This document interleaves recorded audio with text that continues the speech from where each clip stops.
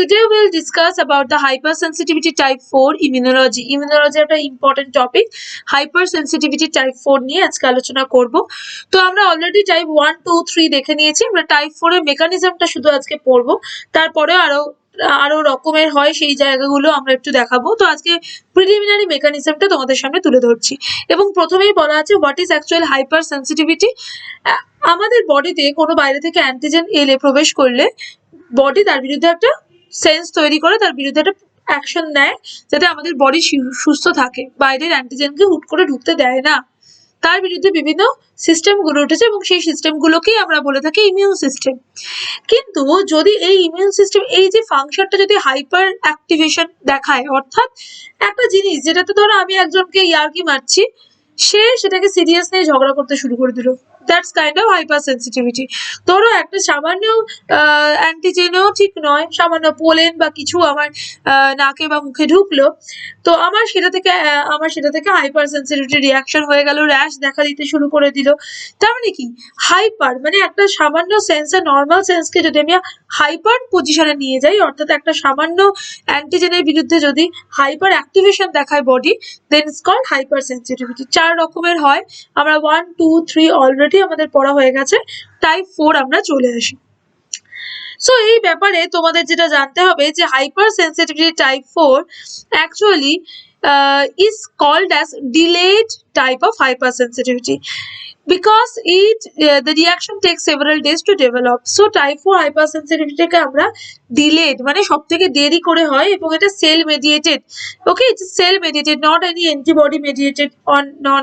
Okay, তো এটা cell mediated একমাত্র তাহলে, এবং এটা ডিলেড টাইপ, অর্থাৎ এখানে খুব দেরি হচ্ছে। এখানে সেল মেডিয়েটেড বলতে মেইনলি কোন কোন সেলের কথা আমরা পড়বো আমি একটু বলে দিই। ফার্স্ট অফ অল আমরা পড়বো টি সেল। টি এক ধরনের কি লিম্ফোসাইট। টি নাম হয়েছে কেন, থাইমাস রিজিয়নে থাকে গলায়। তো টি সেল আমরা সাধারণত আমি দেখবো APC cell. APC cell actual antigen presenting cell, যে সেলটা অ্যান্টিজেনকে প্রেজেন্ট করে, যাতে করে প্রেজেন্ট কাটিং করে অ্যান্টিজেনকে প্রেজেন্ট করে, যার ফলে টি সেলটা তাকে দেখে অ্যাক্টিভেটেড হয়। T cell antigen presenting cell and ম্যাক্রোফাজকে আমরা এইভাবে দেখাই। তো আমরা এই তিনটে সেল সাধারণভাবে এক্ষেত্রে দেখতে পাবো। So it's called cell mediated immune hypersensitivity. Basically T cell monocyte that forms into macrophage, APC or dendritic cell that can process or that can process antigen. Okay, তাহলে type 4 hypersensitivity এক ধরনের delayed type। তাহলে which type of hypersensitivity is called as delayed type of hypersensitivity? Type 4. Okay, and only cell mediated response, it can shows the cell mediated response, and this response involves the interaction of T cells, monocyte and macrophage. Okay, so this is delayed type of hypersensitivity. Now this delayed type of hypersensitivity occurs in two phases. One is sensitizing phase, one is effector phase. প্রথমত আগে sense করবে অ্যান্টিজেনটাকে, তারপরে effector phase আসল কাজটা শুরু করবে। So এখানে DTH কে আমরা দুটো ভাগে ভাগ করতে পারছি, sensitising phase and effector phase. চলো এবার কাজে চলে আসি, কি হচ্ছে আমরা দেখতে থাকি। Okay, first point DTH means delayed type hypersensitivity or type 4 hypersensitivity. তোমরা এই ছবিটা দেখো, এই ছবিটার সাথে এই লেখাটাকে আমি পড়ছি, তোমরা বুঝতে পারবে। DTH বা delayed type of hypersensitivity begins with initial sensitization by primary contact with antigen. তাহলে যখনই একটা প্রাইমারি কন্ট্যাক্ট শুরু করলো অ্যান্টিজেনের সাথে, হ্যাঁ, তখনই শুরু হলো এই delayed type of hypersensitivity শুরু হবে আস্তে আস্তে। তো এর জন্য প্রথম কি হবে, at first antigen is processed and presented by antigen presenting cell to CD4 plus T cell. তো antigen presenting cell-এ কি হয়, দু রকমের আমরা প্রোটিন দেখতে পাই। একটা গ্লাইকোপ্রোটিন বলতে পারো, MHC major histocompatibility complex 1, okay, and MHC2। তো তোমরা জানো যে অ্যান্টিজেন প্রেজেন্টিং সেল অ্যাকচুয়াল কি করে, একটু আমি তোমাদের বলি। অ্যান্টিজেন প্রেজেন্টিং সেল, ধরো কোনো সেলে এন্ডোজেনাস বা এক্সোজেনাস যাই হোক অ্যান্টিজেন প্রবেশ করলো, সেটাকে প্রসেস করে, ধরো এই সেলটা একটা এপিসি সেল, ধরো এপিসি সেল, এর বাইরে রয়েছে এমএইচসি, এইখানে অ্যান্টিজেনটাকে প্রসেস করে বাইরে মানে এমএইচসি মারফত সেটাকে প্রজেক্ট করে এবং তাকে দেখে টি সেলরা ছুটে আসে এবং প্রয়োজনীয় অ্যাকশন তারা নেয়। ওকে, এই হচ্ছে কাজ, তাই জন্য আমরা এটাকে বলি অ্যান্টিজেনকে প্রেজেন্ট করছে, তাই অ্যান্টিজেন প্রেজেন্টিং সেল। তাহলে প্রথমত এপিসি সেলরা, এখানে ছবিতেও দেখো এপিসি সেলরা কি করছে, এই যে এখানে ইন্ট্রাসেলুলার কিছু ব্যাকটেরিয়া দেখতে পাচ্ছ, এদেরকে প্রসেস করে করার পর এমএইচসি মারফত এটাকে প্রেজেন্ট করছে। এমএইচসি মারফত যখন এটাকে প্রেজেন্ট করছে তখন কি হলো, প্রথম কি আসবে, কাকে প্রেজেন্ট করছে, যাতে করে CD4+ টি সেল আসে। ওকে, CD4+ টি সেল যাতে আসে, তাহলে এপিসি সেল কি করছে, অ্যান্টিজেন প্রেজেন্টিং সেল, যেই সেলগুলো অ্যান্টিজেনকে নিয়ে তাকে কাটিং টাটিং করে প্রেজেন্ট করে, কি করে কাটিং হচ্ছে, MHC1 MHC2 এই সমস্ত কিছু আমি ভিডিওতে অলরেডি দিয়েছি, তার লিঙ্ক আমি ডেসক্রিপশন বক্সে দিয়ে দেবো, সেখান থেকে ক্লিক করে তোমরা MHC সম্পর্কিত ডিটেলস পেয়ে যাবে। তাহলে এই যে অ্যান্টিজেন প্রেজেন্টিং সেল, এই অ্যান্টিজেন প্রেজেন্টিং সেল কি করছে, প্রেজেন্ট করছে অ্যান্টিজেনকে কার মারফত, এমএইচসি মারফত বা মেজর হিস্টোকম্প্যাটিবিলিটি কমপ্লেক্সের মারফত। এমএইচসি মারফত যখন সে প্রেজেন্ট করছে যে দেখো আমি অ্যান্টিজেনকে প্রেজেন্ট করে রেখেছি, এইবার টি সেলকে ডাকছে তুমি আসো, তো সেই কথা শুনে কে এলো, CD4+ টি সেল চলে এলো। ওকে, এবার দেখো কত CD4+ টি সেল এলো, তারা কি করবে, এরা অ্যাক্টিভ হয়ে হেল্পার টি সেল তৈরি করলো। CD4+ টি সেল অ্যাকচুয়ালি হেল্পার টি সেল 1 কে অ্যাক্টিভ হয়ে তৈরি করলো। MHC1 এ অ্যান্টিজেন যেই পেলো তার সাথে যে একটা বন্ডিং তৈরি করলো তখনই অ্যাক্টিভ হয়ে গেল, হেল্পার টি সেল 1 তৈরি করলো। During these helper T cells are clonally expanded by binding with MHC2 molecule carrying antigen by appropriate APC. Varieties of APCs have been shown to be involved in DTH response.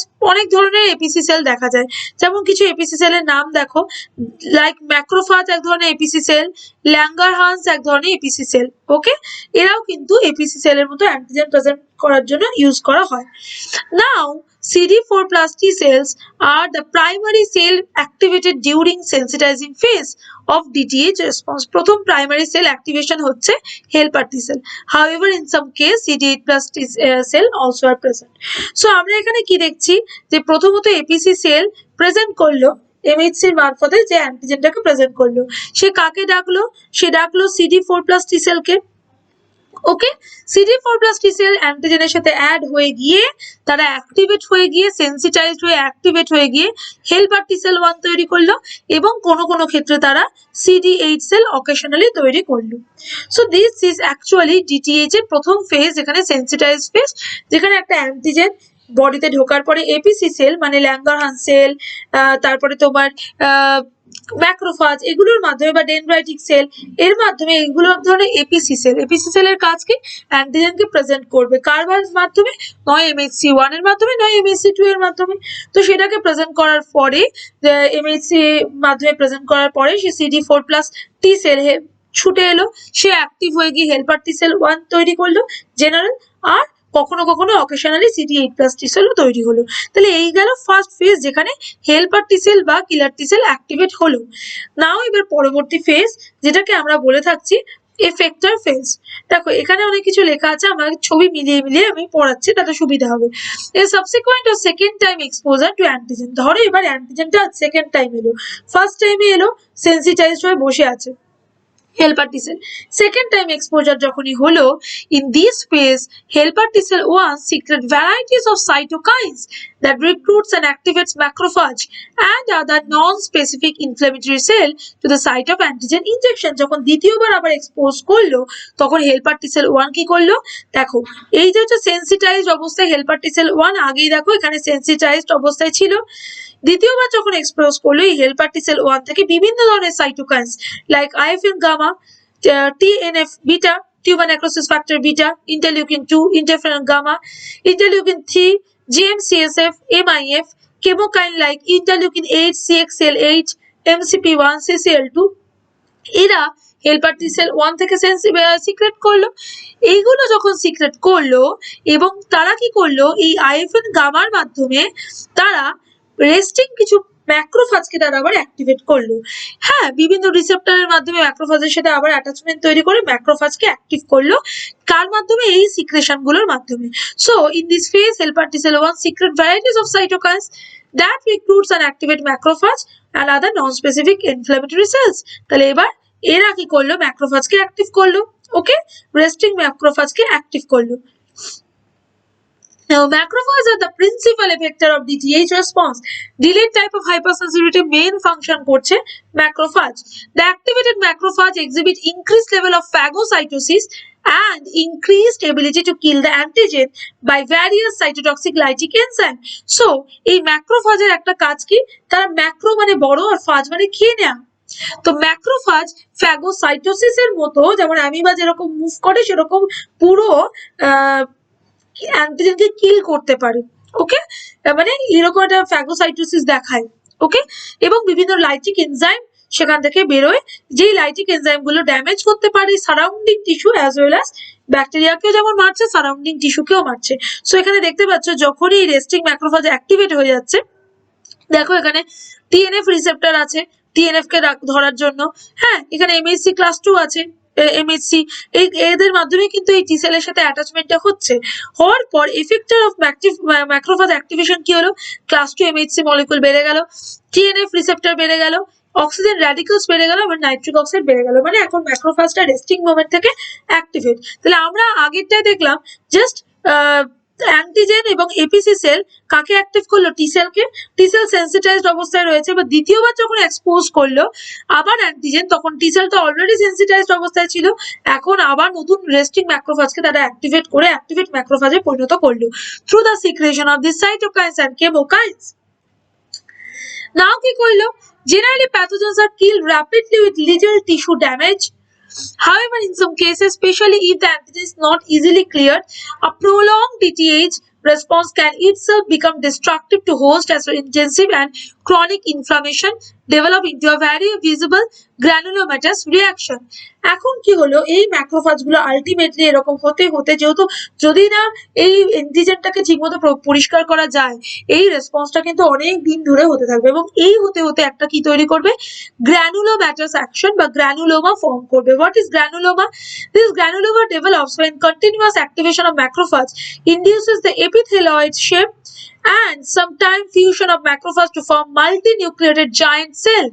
These giant cells displace normal cell, forming palpable nodules and release high concentration of lytic enzyme which destroy surrounding tissue leading to necrosis. এবার কি হলো, এই granuloma তৈরি হলো। What is granuloma নাও? নাও এই activation macrophage গুলো একটা থেকে দুটো, দুটো থেকে চারটে, প্রচুর ম্যাক্রোফাজ এক জায়গায় এলো। সেটা শুধু নয়, এপিথেলয়েড সেল তৈরি করলো, মাল্টিনিউক্লিয়েটেড জায়ান্ট সেল, প্রচুর নিউক্লিয়াস যুক্ত বড় বড় জায়ান্ট সেল তৈরি করলো। অ্যাক্টিভেটেড ম্যাক্রোফাজ এরা যেমন ইন্ট্রাসেলুলার ব্যাকটেরিয়াকেও মারছে, সেরকম নর্মাল সেলগুলোকে রিপ্লেস করে সেখানে একত্রিত হয়ে একটা জায়ান্ট সেল তৈরি করছে, নোডিউল তৈরি করছে এবং লাইটিক এনজাইম বেরোচ্ছে। তার ফলে যেমন অ্যান্টিজেনটাকেও মারছে, তার সাথে সাথে ভালো সেল যে পাশাপাশি রয়েছে নেক্রোসিস করে তাকে মেরে দিচ্ছে। এর ফলে কিন্তু আমরা আমাদের ইমিউন সিস্টেমে আমাদের ক্ষতি করতে পারে। So this is called as type 4 hypersensitivity. সেখানে কি হচ্ছে তাহলে, প্রথমত APC cell antigen presenting cell present করছে অ্যান্টিজেনকে এবং তার ফলে CD4 T plus T cell activate হচ্ছে এবং তার নাম হয়ে যাচ্ছে sensitized T cell. Now sensitized T সেলে যখন ম্যাক্রোফাজের সাথে ইন্টারাকশন ঘটছে তখন ম্যাক্রোফাজ অ্যাক্টিভ স্টেজে চলে আসছে, এখন অ্যাক্টিভেটেড ম্যাক্রোফাজ তৈরি হচ্ছে। নাও অ্যাক্টিভেটেড ম্যাক্রোফাজ আলটিমেটলি যদি না ঠিকমতো অ্যান্টিজেন পরিষ্কার হয়, আরো ম্যাক্রোফাজ একত্রিত হয়ে একটা গ্র্যানুলোমেটাস রিঅ্যাকশন তৈরি করছে, গ্র্যানুলোমা ফর্ম করছে। সেখানে মাল্টিনিউক্লিয়েটেড জায়ান্ট সেল আছে, এপিথেলয়েড সেল